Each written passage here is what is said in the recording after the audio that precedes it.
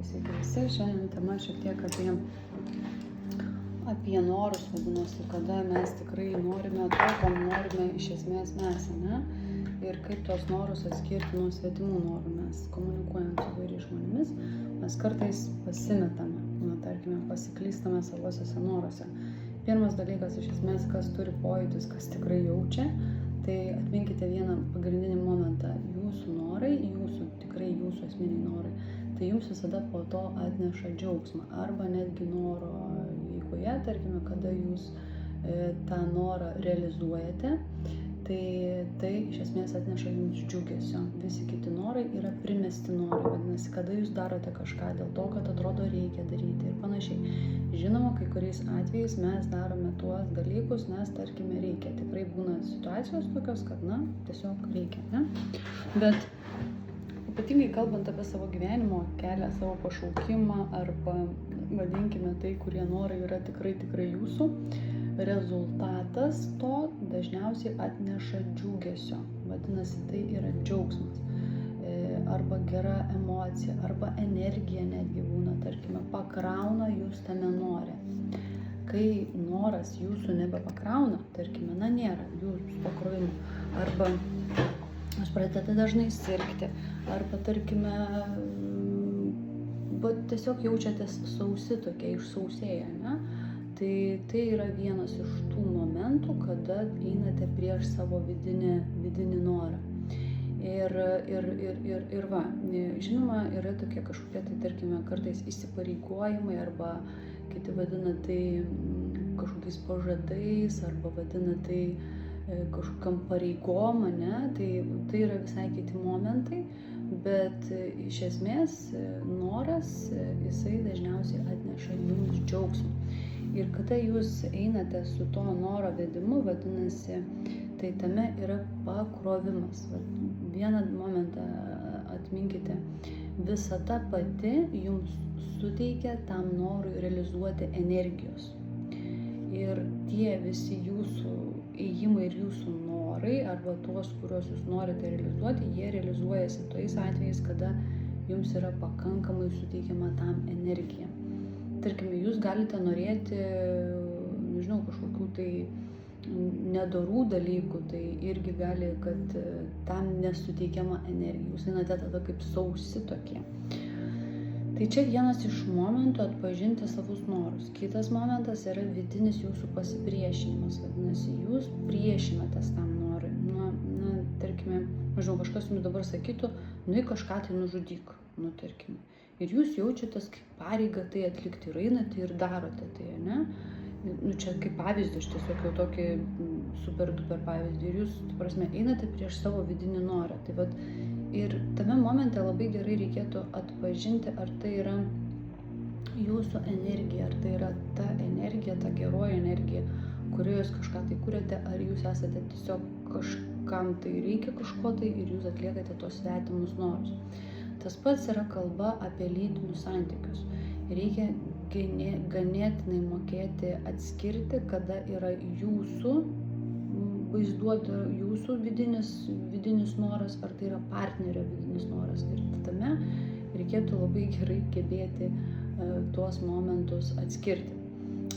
Tai žodžiu, atskirimui tai vadinasi atpažinimas to viso dažniausiai vyksta per patirtį. Vadinasi, patirtis, rezultatas tos patirties dažniausiai jums sufleruos, ką reiškia, kai jūs esate kažkokioj tai panašioj, kažkokioj būsenoje, ne? Ir po kurios jūs jaučiatės arba gerai, arba nelabai.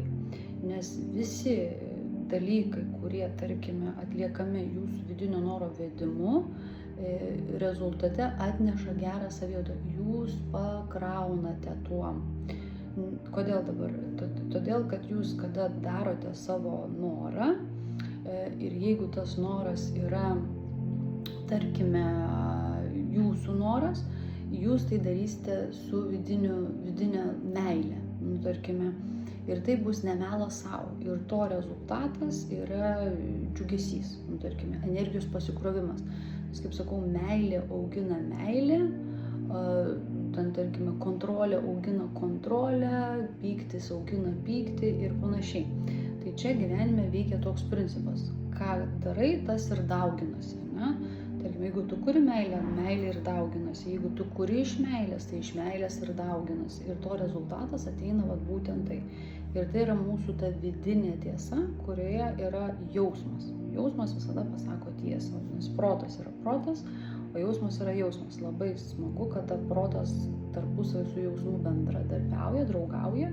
Tai tada ir tą, ką jūs norite veikti vidinio noro, jūs telkite savo protu ir protu realiai įgyveninate savo norus, vadinasi. Tačiau jeigu rezultate jūs jaučiatės, kad kažkaip tai negerai jaučiatės, kad jaučiatės išsausėję, kad jaučiatės, ypatingai norisi šiandien paminėti, išsausėję, suspausti, kažkur kontrolė, kažkur kažkas užsidaro ir panašiai. Tai jeigu taip nutinka, vadinasi, mėginkite atrasti būdų, kada jūs priimate sprendimą kažkaip tai pasielgti ir ko gavosi rezultatas. Taip jūs grįžite prie pačios esmės, vadinasi, kokioje būsenoje jūs tą norą pradėjote realizuoti.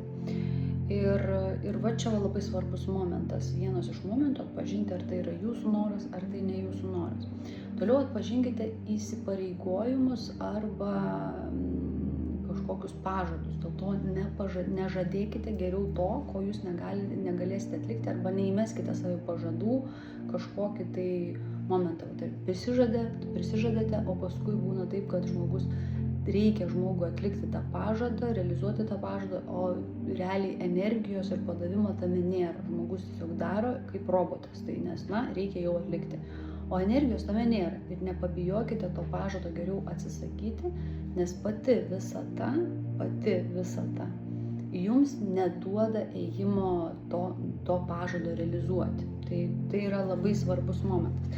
Arba gali būti, kad jūs pažadėjote dėl to kažkokių tai kitų priežasčių, dėl to, kad ten galvojate, kad tam žmogus ten, žodžiu, visokių gali būti įvairių peripetijų. Bet šiandien apie tą vidinį norą.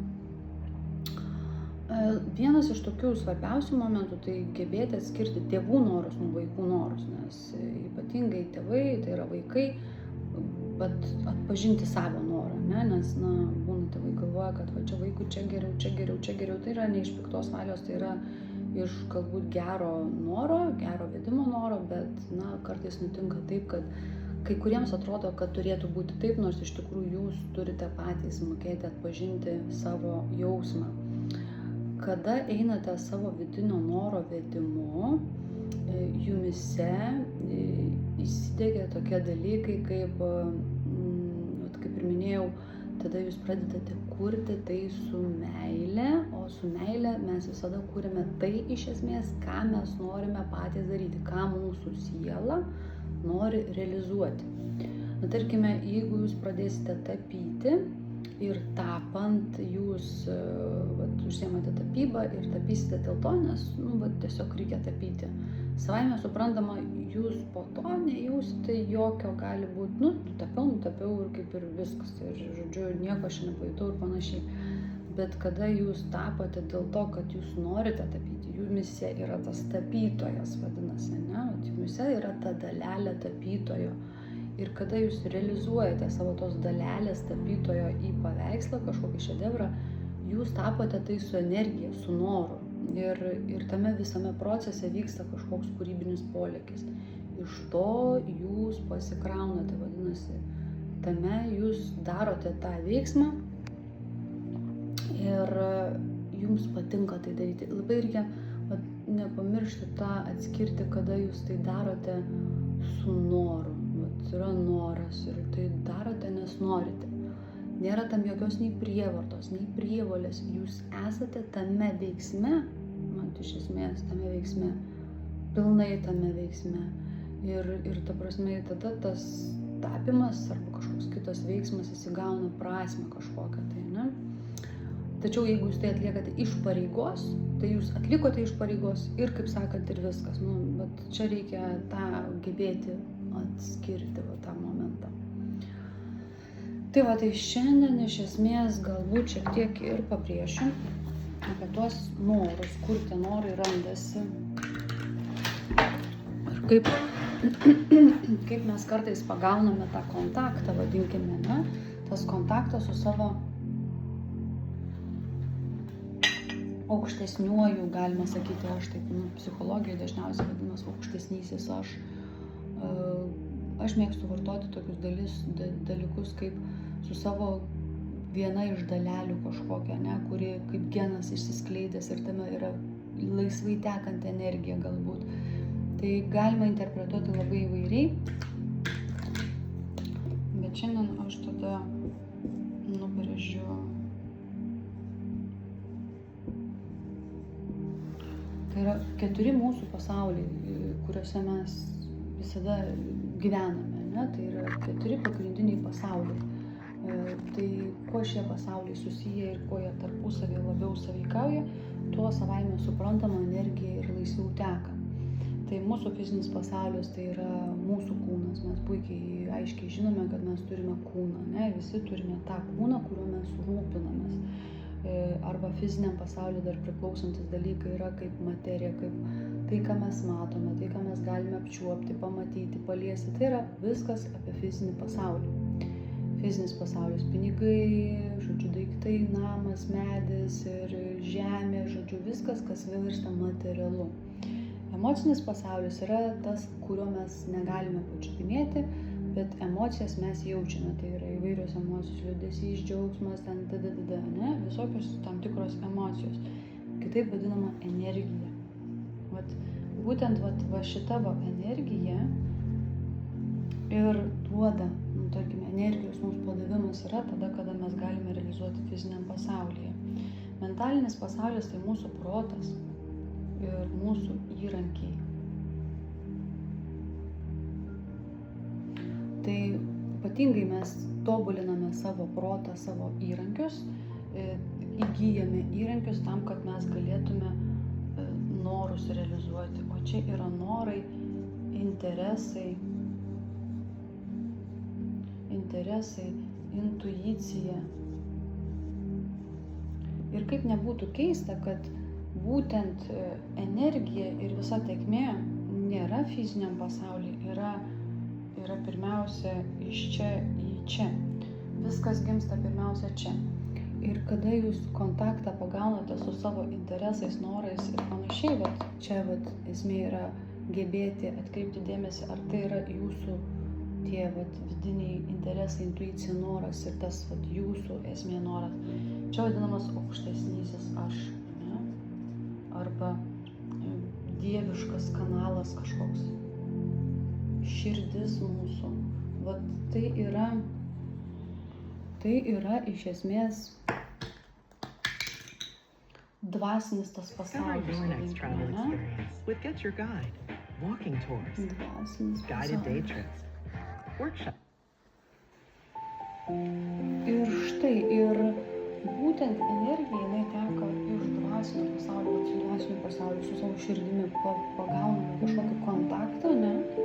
Ir tada mes telkiamės protą, čia antras laiptelis, čia pirmas pagaunate kontaktą, antras laiptelis eina mūsų protas, mes galvojame, kaip tai realizuoti tą norą, kaip realizuoti tą mūsų, tai, ką mes norime veikti, ne? Ir tada, žodžiu, trečias etapas yra, kada tai gimsta energija. Tai iš esmės šitas procesas, jisai aš dabar pasakoju, bet šiaip viskas vyksta labai greitų tempų, kada viskas yra sąjungoje vadinasi, ne? Ir energija tai mūsų emocija, mes pradedame galvoti, tarkim, čia mes gyvendysim, čia taip toliau, čia žodžiu, kažkaip tai reikia padaryti, nuo ko pradėti, tada tai patampa energija, būtent tai ir suteikia duodama energija. Čia tarp kitko yra moteriškas aspektas. Ir moteriškas aspektas, jisai dažniausiai ir paduoda tame energijos, kur yra jūsų noras, tarkime, jūsų vidinis noras. Ir tai virsta viskas materija, matoma. Ir materija virsta tas noras, kuris yra fizinis noras. Na, tarkime, jeigu jūs esate tapytojas, norite nutapyti, tai savaime suprantama, jūs proto galvosite, ką reikia daryti, kad tas paveikslas gimtų realybėje, ne? tada jūs įjungite protą ir įrankius. Galbūt norėsite ten praeiti kažkokias pamokėlės, galbūt atsidarysite internetą, YouTube, pasižiūrėsite, kaip ten nutapyti tam tikrą paveikslą. Jūs protų pradedate ieškoti įrankius. Va tai gaunasi sąjunga tarp jūsų dieviškojo, to tikrojo jūsų noro. Tada protas jums tarnauja. Protas, sakoma, eina kartu su jūsų dievišku kažkokiu kanalu arba intuicija, aukštesniuoju aš. Nes dažniausiai žmonės būna praranda va čia va ryšį su šituo ir viskas sprendžia tik per protą. Tada pradeda nuo proto. O iš tiesų turėtų būti truputį kitaip. Tai yra paieška, aišku, tai yra atpažinimas to ir per patirtį tas yra atrandama. Kur jūs gaunate to pakrovimo, kur jūsų iš esmės yra ta, vadinkime, tai nepasimirsi, nenoriu brėžti jokių. Tai va, tai žodžiu, tai aš tada ir negrįžtas.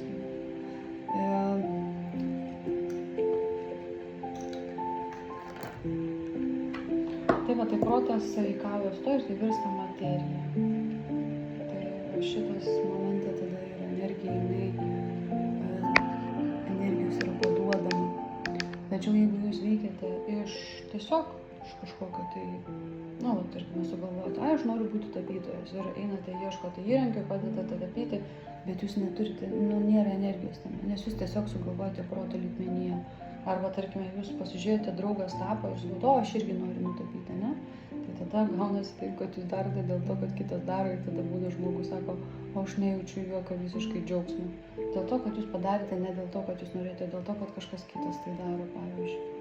Arba kažkas kitas nori, kad jūs kažką padarytumėte. Todėl labai svarbu iš esmės atpažinti savo vidinį norą. Kada tai yra tikrai jūsų vidinis noras, jums bus suteikiama energija tam norui realizuoti. Minkite tai, tas noras jisai dar daugins energiją. Ir vat būtent savo atradimas tos energijos labai yra svarbus momentas.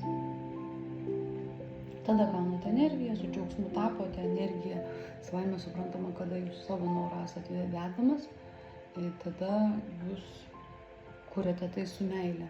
Tarkime, kuriate tai iš džiaugsmo, nes norite kurti. Ir savaime suprantama, tai virsta materija, tai pasidaugina x kartų. Ir rezultatas jums grįžtamoji energija, čia gali būti 5x kartų. Ir būtent kada jūs gausite 5x kartų to, ką kurite su tokia energija, jūs toliau norėsite tą norą realizuoti. Ir taip sako, žmogus atrado save. O dėl to jis atrado save, nes 5x kartų pasidaugino ir realiai tai gavosi tai, kad jis atrado savo tą pašaukimą. Pašaukimas, atminkite, visada grąžina energiją 5x kartų, nes tai yra jūsų vedamas noras. Tai yra noras iš būtent dieviško aš, vidinio aš, aukštesnio aš. Taip tada energija jinai cirkuliuoja ir dauginasi tą energiją. Ir tokiu principu taip ir ateina ir sėkmė, ateina kiti momentai, nes žmogų tenit, žmonės traukia prie jūsų kūrinių padarytų, nes jaučiasi su kokia energija tiesiog tai yra kuriama. Ir būtent tas yra momentas svarbus. Tai tai yra pagrindiniai modeliai, momentai, kaip tai visa keliauja. Ir mėginkite atrasti būtent savo tą vidinį norą, savo paties. Ir stebėkite, kada tas noras padaugina ir rezultatas gaunasi to, kad jūs pakrauna dar labiau, ne? Kad pakrovimas vyksta tam, kad jūs toliau eitumėt tuo keliu. Ir dar kitas momentas atpažinti, kada tai yra tikrai jūsų paties noras, tai mėginimai, bandymai. Per bandymus, per mėginimus vėlgi atrandate savo pašaukimus, savo būtent tai, ką iš esmės jūs norite veikti, ką norite daryti ar kokio vedimo jūs esate. Kitas momentas yra meditacija. Meditacija yra labai svarbus dalykas, tarkime, nuraminti savo protą, nes protas būna ten visko ten galvoja, galbūt reikia to, arba protas būna mėtosi labai. Tai irgi šitame momente rekomenduoju tada eiti į meditaciją, kad nurimtų protas ir eikite su klausimu. Koks mano pašaukimas, pavyzdžiui, arba ką man reikėtų kurti, ką man reikėtų daryti. Ir kiekvienam ateina tai per skirtingus momentus. Kitam gali būti vaizdinys kažkoks ateinantis, nes meditacija tai yra švara, jūs patenkate į tą švaros būseną kažkokią, kurioje ateina atsakymai. Tai vat, tame vat ir yra ypatingas momentas, žodžiu, atrasti savo vidinį norą. Tai vat šiandien tiek norėjusi pakalbėti apie tai, kad energija, su kuria kūrėte savo darbus, daugina tai x kartu. Kai jūs kūrėte tos darbus su kažkokia tai priešinga energija, tarkime, iš to, kad reikia, arba kad kažkam prižadėjote, kad dar kažkas, tai vėlgi tai yra, tą ir dauginate. Todėl nepabijokite atsisakyti pažadų, nepabijokite pasakyti žmonėms, kad dėja šito negaliu realizuoti. Ir pabaigai dar norėtųsi vieną momentą pasidalinti tokį gyvenimišką įvykį, ko aš labai dažnai tokius momentus stebiu, nes pati žinau, kad tam tikrais modeliais, kada mes elgiamės ne pagal savo tai, ką visata sako, ne? Nes visata dažnai sako ne taip, kaip reikia, kad jeigu tu ją moki girdėti ir moki ją skaityti, tą visatą, ką jinai tau sako, tai tada ateina daugelis atsakymų. Yra tam tikri mūsų įsitikinimai, kuriuos mūsų mokino, ne, tarkime, gyvenime. Bet jie yra kartais kintantis ir yra laikas juos transformuoti. Viena istorija, iš esmės, kurioje šiandien noriu, kaip pavyzdį pabaigai pasidalinti. Moteris tiesiog gyveno bute ir jinai tokia būdavo tvarkinga ir, žodžiu, gavosi taip, kad nuolatos jinai laiptinę tvarkydavo. Jinai eidavo, sena moteris tą laiptinę tvarko ir visai tą laiptinę reikėdavo tvarkyti. Nors iš esmės tą laiptinę tvarkydavo valytoja, ne? Valytojos darbas ir yra tvarkyti laiptinę. Moteris iš savo geros valios, norėdama padėti valytojai, jinai dar eidavo ir pati tvarkydavo tą laiptinę. Galų galiausiai vieną dieną tiesiog krito nuo tų laiptų, susilaužė koją, žodžiu, ir jinai taip atsigulė į ligoninę, žodžiu, ir panašiai. Tai šiame momente tiesiog visada sakau, mokėkite girdėti dalykus, nes kiekvienas žmogus yra sukurtas atlikti tam tikrus darbus. Kai kada mes norime pagelbėti ir mes galime padėti, nes mums atrodo, kad tam žmogui gal sunku, sudėtinga ir panašiai. Nepamiršti reikia, kad atrodo tai jums, tam, kuris taip galvoja. Ir tada kartais visata sako, kad nesikišk tenai, kur ne tavo darbas, dirbtų kitus darbus. Tavo darbai yra kiti, tarkime, ne? Ir čia iš esmės tame reikia gebėti išgirsti visatos kartais suteiktas kažkokias patirtis ir išmokti jas išgirsti. Visata kartais parodo, kad nereikia ten daryti, tu turi kažkur kažką kitą daryti. Ar ten kažkuo kitų užsiimti, kad tvarkyti ten nereikia, niekas neprašo. Ir lysti nereikia ten, kur, tarkime, irgi neprašė. Būna tokių irgi atvejų, kada ten, sako, žmogus bando kažkokius tai žmonės sutaikyti, būna tokie taikytojai, norėtojai sutaikyti, o žmonės nėra dar tam pasiruošę. Todėl kartais, jeigu neturi įrankių, sako, nereikia lysti. Tai čia šiandien norėjusi šitą momentą pasidalinti, kad vis dėlto išmokite girdėti, matyti tos visatos kažkokius tai ženklus, nes tie ženklai ir yra, kad mes esame savosiose vietose, visi savoje vietoje kažkur. Kai atrandi tą savo vietą, ateina ramybė, kuri daugini tos energijos 5x, 10, 15x kartu. Ir viskas yra su tuo labai šauniai, puikiai ir pats esi laimingas, patenkintas, laiminga ir, žodžiu, ir viskas labai tada klostosi. Todėl mėginkite, ir kaip ir minėjau, kas medituoja, tai eikite su klausimais apie savo vidinius norus, ko iš tikrųjų jūs norite, ir tame gausite atsakymus, būtent taip per savo archetipus ar matomus dalykus, kada jūsų protai nurimsta. Tai šiandien tiek tada, iki susitikimo, iki kitų kartų, ir mėginkite ieškoti tai, kas yra jūsų. Kada jūs po atliekamų norų arba atliekamų darbų jaučiatės pakrauti. O čia svarbiausias momentas. Jūs turite būti pakrauti. Jeigu tai yra ryšys su kitu žmogumi, pabaigai dar noriu paminėti, ir po to jūs jaučiatės pakrauti, vadinasi, tai buvo teigiamas ir geras ryšys. Tai yra atsakas arba tai yra rezultatas to iš tikrųjų, kokiame jūs santykiai esate. Jeigu žmonės vienas kitam skleidžia teigiamus jausmus, teigiami jausmai ir dauginasi 5x, 10x kartų. Jeigu po to jaučiatės išsunkti, išsiurbti ir ten dar kažkaip vadinasi, santykis buvo išsiurbintis santykis. Ir to 5x kartų gali mažėti energijos. Tai bet tą momentą pamėginkite atrasti, su kokiu jūs ryšiu esate. Ką kuriate, tas dauginasi. Gėlę laistote, gėlė žydi. Medį sodinate, rūpinatės juo, jisai atneša kažkokį tai vaizdą. Sodinate į žemę agurkus, pomidorus ar ten dar kažką, to gaunate rezultatą kaip vaisių. Tai yra visur ir visame kame. Visur apskritai čia ta pati technika veikia visur. Su kuo kuriate, kaip siejate, tą ir auginate. Taip pat ir su norais. Tai šiandien tiek tada. Iki susitikimų, iki kitų kartų. Turite klausimų, temos, kurios domina, klauskite, dalinkitės nurodytais kontaktiniais numeriais, galite rašyti elektroniniu paštu ir panašiai, ir būtinai aš su jumis tai pasidalinsiu sekantį kartą. Tai šiandien tiek tada, iki susitikimų ir iki.